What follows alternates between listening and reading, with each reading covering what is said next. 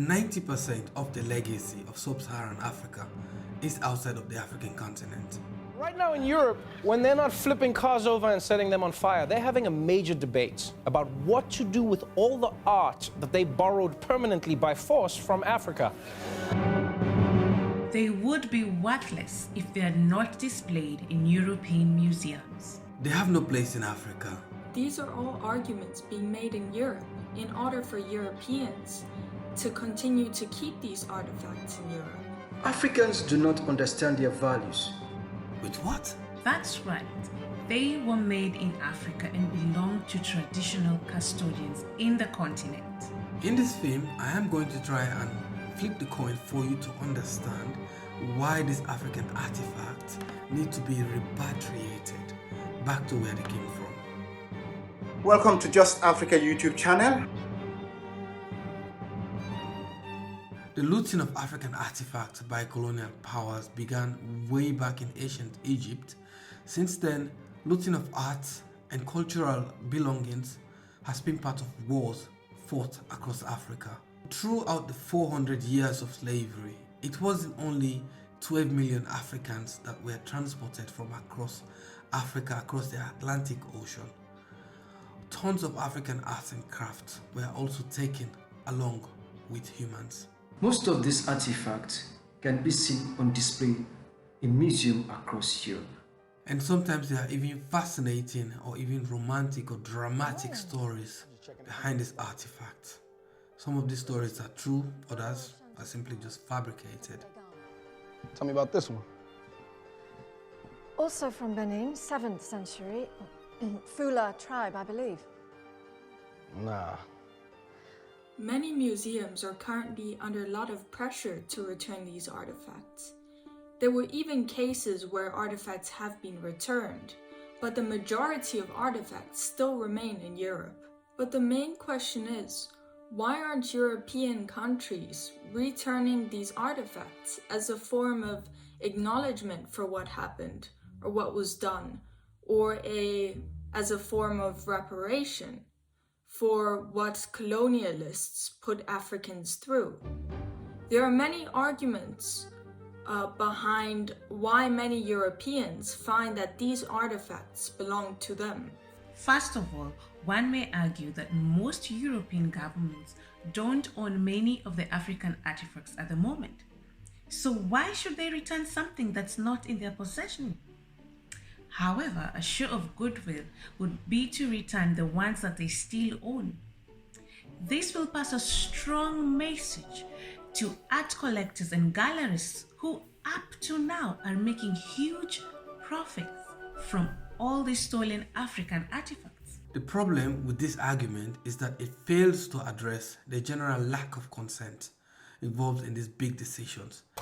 The Benin bronzes are kind of hard to categorize because they include such a huge range of items, from engraved ivory tusks to brass sculptures to plaques. Did Africans ever consent to these artifacts being taken away from them? The scramble for Africa. They split up the continent into spheres of influence for financial exploitation.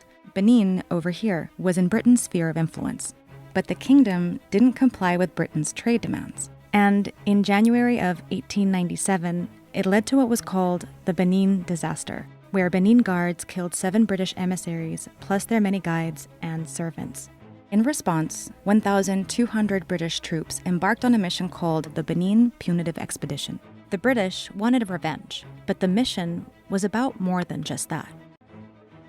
The British soldiers, armed with machine guns, conquered the city and burned it to the ground, but not before carefully taking thousands of artifacts.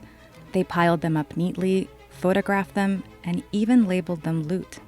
This photo, taken at the Benin Palace after the raid, shows soldiers with the dismantled plaques that were brought to the British Museum and sold all over the world. How can you justify the brutality involved in taking these artifacts away from their owners in Africa? This argument, in my opinion, is the equivalent to stealing someone's watch and then proceeding to tell them the time. The main question being, does the one excuse the other? These artifacts are a documentation of my African culture and its progress through time.